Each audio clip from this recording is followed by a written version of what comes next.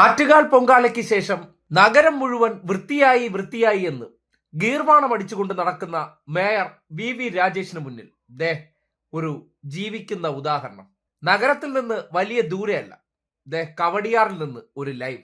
നോമ്പു തുറയ്ക്ക് പോയ കേരള കോൺഗ്രസ് നേതാവായിട്ടുള്ള AH ഹഫീസ് ഇട്ട ആ ലൈവിൽ കവടിയാർ ജംഗ്ഷനിൽ 3 ദിവസമായിട്ടും മാറ്റാത്ത അവശിഷ്ടങ്ങൾ കണ്ടേ.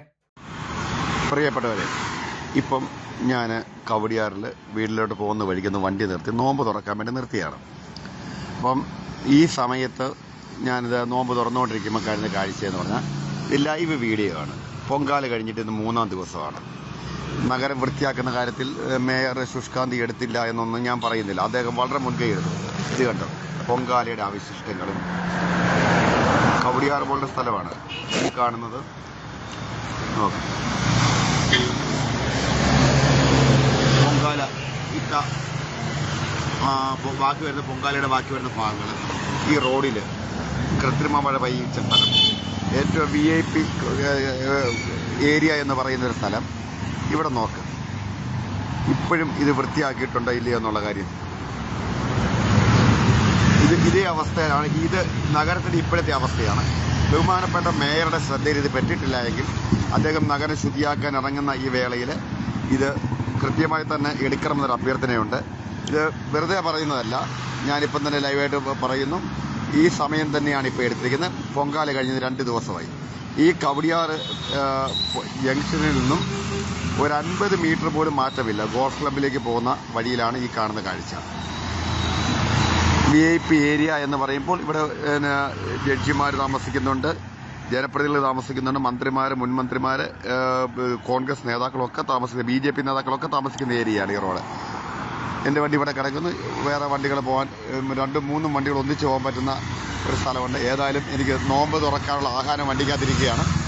അതുകൊണ്ട് ഞാൻ നിർത്തുന്നു തൽക്കാലം. PR പണിക്ക് വേണ്ടി പണമടച്ച ക്യാമറകൾക്ക് മുന്നിൽ സകലതും പെർഫെക്റ്റ്.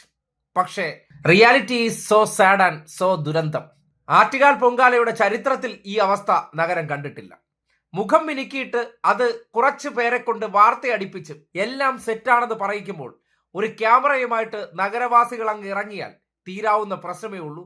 തലയിൽ മുണ്ടിട്ട് നടക്കേണ്ട അവസ്ഥയാണ് പലയിടത്തും. പുതിയ കാലഘട്ടത്തിൽ ഓരോരുത്തരുടെ കൈവശവും ഡിജിറ്റൽ സംവിധാനം ഉള്ളതുകൊണ്ട് ഇതുപോലെ വൃത്തികീർവാണം അടിച്ചതിന് ശേഷം പലയിടത്തു നിന്നും പൊന്തി വരുമ്പോൾ ന്യായീകരിച്ച് മെഴുകുകയാണ്. ന്യായീകരിച്ച് മെഴുകേണ്ടി വരുന്നത് എന്തുകൊണ്ടെന്നാൽ അമ്മാതിരി തള്ളാണ് ബ്ലൂ പ്രിന്റ് ഇറക്കി തള്ളിക്കൊണ്ടിരുന്നത്.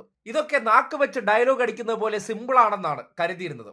സംഘികൾക്ക് ആകെ അറിയാവുന്ന ഒരു കാര്യം അതാണല്ലോ, ഡയലോഗ് അടിക്കാൻ കൊണ്ട് നിർത്തിക്കൊടുത്താൽ ഇരുന്ന് തള്ളി മറിച്ചോളും. പക്ഷേ കാര്യത്തോടടുത്താൽ ഒരു VV രാജേഷോ ഒരു ചെമ്പ് ഗോപിയോ ആയി മാറും എന്നതിന്റെ നേർസാക്ഷ്യമാണ് തിരുവനന്തപുരത്ത് നിന്ന് ഈ ദൃശ്യവും തെളിയിക്കുന്നത്.